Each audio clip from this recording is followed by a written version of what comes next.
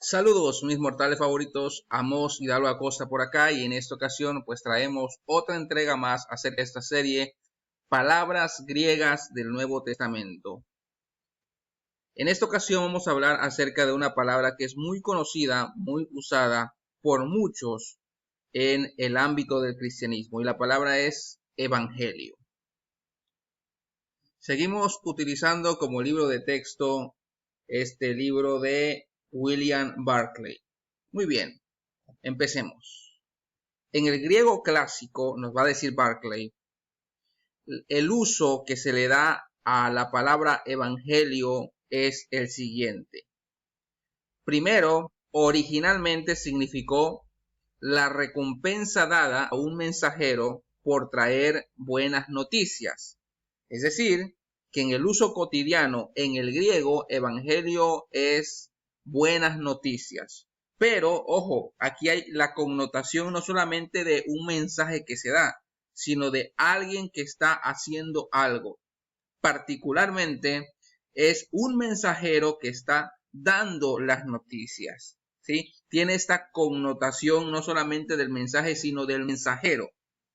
Buenas nuevas, buenas noticias, evangelio implica no solamente lo que se dice, sino aquel que trae el mensaje.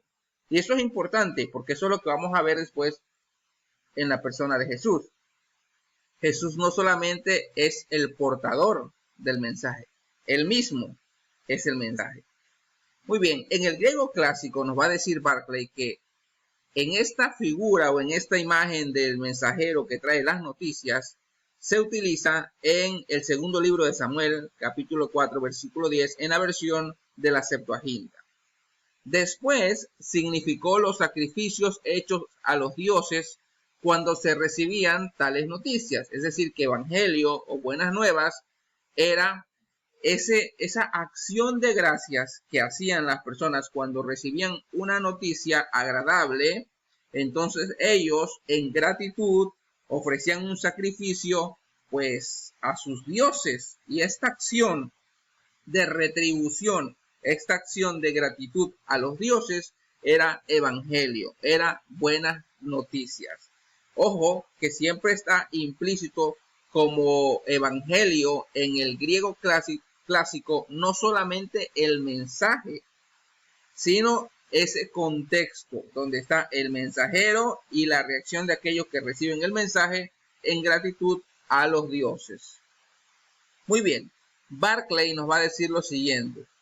No fue en el griego clásico, sino en el helenista tardío, en el griego helénico tardío, donde evangelio adquirió el significado de buenas noticias. En la Septuaginta se usa respecto de las buenas noticias de victoria en el primer libro de Samuel y las buenas nuevas del nacimiento de un niño en el libro de Jeremías. Ahora pasemos en el uso de la Septuaginta, el concepto de evangelio. Hay dos formas de utilizar la palabra que son, pues, dice Barclay, como tímidos anticipos del uso que evangelio tendría posteriormente en el Nuevo Testamento. Primero, en los Salmos, el verbo correspondiente se utiliza para publicar la justicia y para hablar de la salvación, operadas por el poder de Dios. Eso lo encontramos en Salmos. Y en Isaías se emplea para anunciar las alegres noticias de la venida del ungido o del Mesías de Dios a su pueblo. Buenas noticias. Eso es importante porque aquí en el uso de la Septuaginta, las buenas nuevas, las buenas noticias, tiene que ver con ese mover, con esa intervención de Dios ya actuando dentro de la historia del pueblo de Israel, particularmente del pueblo de Israel. Pero implica evangelio, implica Dios haciendo una intervención en el ser humano. Ahora veamos el uso de evangelio en los papiros. Tanto el nombre como el verbo apenas se utilizan. Esto es importante porque estamos ante una palabra que en el griego de uso común pues no fue tan popular o no fue tan usado como después vendría a ser usado en el Nuevo Testamento.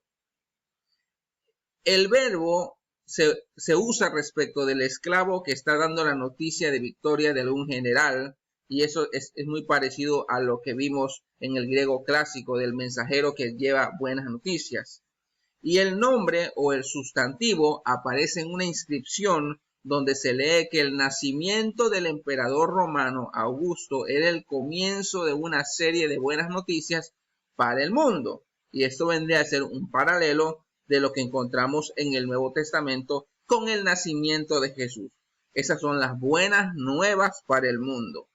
El nacimiento de Jesús, ¿sí? Muy bien. Ahora pasemos ya directamente al uso que se le da en el Nuevo Testamento. Evangelio, ¿qué es lo que implica? El reino que Jesús predicó, pues son buenas nuevas. Lo que Jesús predicó es el Evangelio. Muy bien. Esta palabra es muy importante porque Barclay nos dice que Evangelio aparece 72 veces en el Nuevo Testamento, de las cuales 54 veces en uso corresponden a las epístolas paulinas. Interesante. Se nos presenta el Evangelio con una doble identidad de procedencia. Primero, el Evangelio es de Dios, porque Dios está detrás de todo el proceso de la salvación. Jesús vino a Galilea predicando el Evangelio del reino de Dios. Eso está en Marcos. Es decir, que Jesús predica un evangelio, trae un evangelio que él como emisario, ¿verdad? Que él como el mensajero, él lo presenta. Esa es su misión, ¿sí? Pero el evangelio que predica Jesús, que presenta Jesús, es un evangelio que viene de Dios. Jesús es el enviado de Dios, es el ungido de Dios, es el Mesías. Ahora, en el Nuevo Testamento también se nos habla que el Evangelio es de Jesucristo, porque Jesús mismo era el Evangelio para los hombres, Evangelio de Jesucristo, Hijo de Dios. Cuando entendemos que Evangelio en la figura, en la obra, en la vida de Jesús, implica que Él es el mensaje y el mensajero.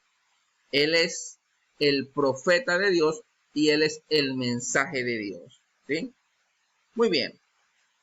Evangelio encontramos en el Nuevo Testamento que es para todos. Recordemos que ese nacionalismo espiritual que se creía en el siglo I, pues vino a chocar primeramente con el mensaje de Juan el Bautista y después con el mensaje de Jesús.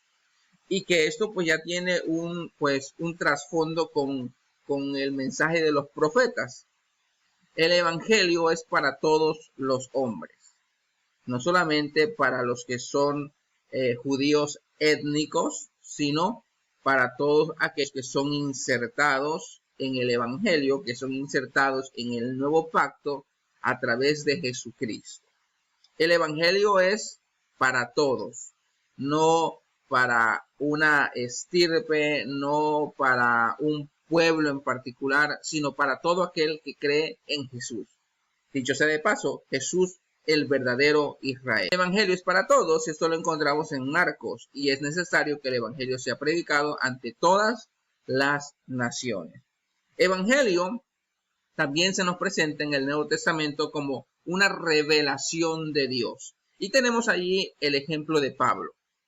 Pablo empieza a predicar, Pablo recibe su llamado al apostolado precisamente con la intervención en él de la revelación que él tiene de Jesucristo resucitado. Es decir, que Pablo no fue uno de los 12 apóstoles que anduvo con Jesús en el ministerio terrenal, sino que Pablo conoce a Jesús a través de una visión cuando Jesús ya es resucitado, es decir, después de su muerte. Y esta experiencia que Pablo va a tener es la experiencia que se va a repetir en toda la iglesia, ¿sí? En todas las generaciones. hasta la actualidad. Nosotros, quienes hemos creído en el Evangelio de Jesucristo, lo hemos creído porque lo hemos recibido por revelación. El Espíritu Santo nos ha revelado a Cristo, pero a Cristo resucitado. El Evangelio es un deber y es un privilegio. Un hombre tiene que estar dispuesto a dar su vida por lo mismo que se dio a él. Pablo, siervo de Jesucristo, llamado a ser apóstol al Evangelio de Dios. Y esto es interesante porque Pablo, cuando dice siervo de Jesucristo, lo que está diciendo en el griego es esclavo de Jesucristo. Y esto pues da para una reflexión al respecto. Sin embargo, todo aquel que recibe a Jesús y que es tocado y alcanzado por el Evangelio, tiene y recibe no solamente una invitación a entrar al reino de Dios, sino que ahora como parte del reino de Dios tiene una comisión que llevar a cabo, una responsabilidad, y es transmitir y es predicar, es compartir el reino de Dios, es decir, ser un portador del Evangelio de Jesucristo. Muy bien. Finalmente, el Evangelio es buenas nuevas del Cristo resucitado, y esto va a ser la trascendencia de el Evangelio de Jesús. Jesús aparece en la historia de la humanidad porque había sido profetizado cómo iban a ser, había sido profetizado cuánto tiempo iba a durar su ministerio terrenal, y había sido profetizado cuándo iba a morir, había sido profetizado que iba a resucitar. Y todos estos eventos que fueron sucediendo en la vida de Jesús y que quedaron registrados en los evangelios, pues son el testimonio que efectivamente nos dicen que Jesús era el Mesías, que Jesús era aquel que habría de llegar. En ese sentido, las buenas nuevas de Cristo tienen que ver con su resurrección. Dice Pablo, y si Cristo no resucitó, vuestra fe es vana. Esto es importante porque las buenas nuevas que el cristianismo trae son que no rendimos culto a un héroe muerto, sino que vivimos con el viviente. Pablo le dice a Timoteo, acuérdate de Jesucristo, del linaje de David, resucitado de los muertos. No nos quedamos solamente con un modelo que copiar y un ejemplo que seguir, sino con un compañero que está continuamente a nuestro lado. La fe del cristiano no está puesta en el protagonista de un libro o en la historia de un hombre que vivió y murió por lo que él creía, sino en uno que resucitó de entre los muertos y está vivo para siempre. Nosotros tenemos la certeza y la confianza de que Cristo vive, de que Él es real y de que Él habita en medio de su pueblo, en medio de aquellos que invocan su nombre. Esta va a ser la diferencia, contrario a lo que la teología crítica liberal ha propuesto como el evangelio social, como el evangelio solamente moral, donde Jesús es un buen ejemplo para seguir. No, el evangelio, de acuerdo a los escritos del Nuevo Testamento, es acerca de aquel que vino, caminó entre nosotros y resucitó. Y que por lo tanto tenemos la oportunidad de no solamente esperar a que Él regrese, sino que el día de hoy podemos vivir teniendo una relación con aquel que nos salvó y nos redimió, con aquel que nos trajo las buenas nuevas de parte de Dios. La bibliografía consultada, pues seguimos con nuestro libro de texto de William Barclay, de las páginas 77 a las páginas 71. Pues eso es todo y muchas gracias.